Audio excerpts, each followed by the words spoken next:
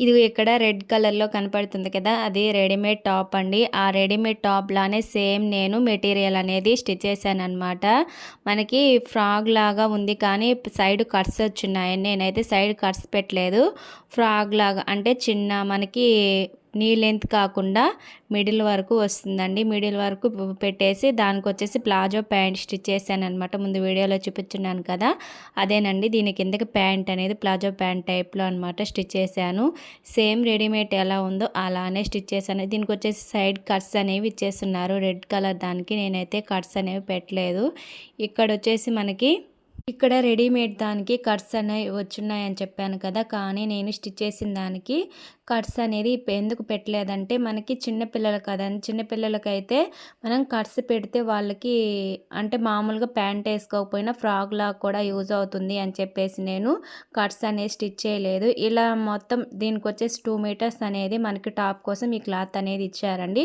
2 metres cloth అనేది నేను ఇలా ఫ్రిల్స్ అనేది ఎక్కువ పెట్టేసి అండ్ హ్యాండ్స్ అనేవి ఎల్బో కాకుండా ఎల్బో కిందకనమాట ఇంకా కొంచెం కిందకి అనేది పెట్టాను. ఎలా స్టిచ్ చేశాను అనేది ఈ వీడియో లాస్ట్ వరకు చూడండి. చాలా బాగా అంటే బాగా వచ్చిందనమాట.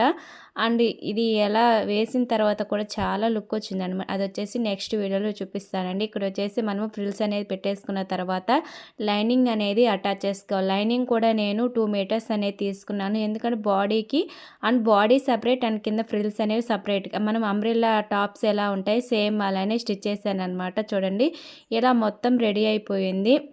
ఇలా రెడీ అయిన తర్వాత హ్యాంగిల్స్ కూడా చాలా అంటే మనకి ఇప్పుడు బాగా ట్రెండింగ్లో ఉన్న హ్యాంగిల్స్ అనేవి స్టిచ్ చేశాను అనమాట. ఇది వచ్చేసి మొత్తం స్టిచ్ చేసిన తర్వాత లుక్ అండి.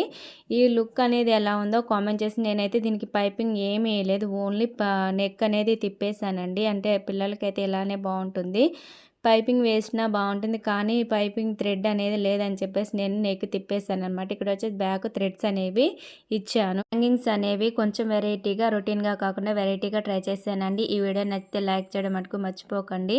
అండ్ సబ్స్క్రైబ్ కూడా చేసుకొని కొత్తగా నా ఛానల్ చూస్తున్న వాళ్ళైతే నా ఛానల్ని ఫాలో అవుతూ ఉండండి. Thank you for watching. Next వీడియోలో కలుద్దాం. బాయ్.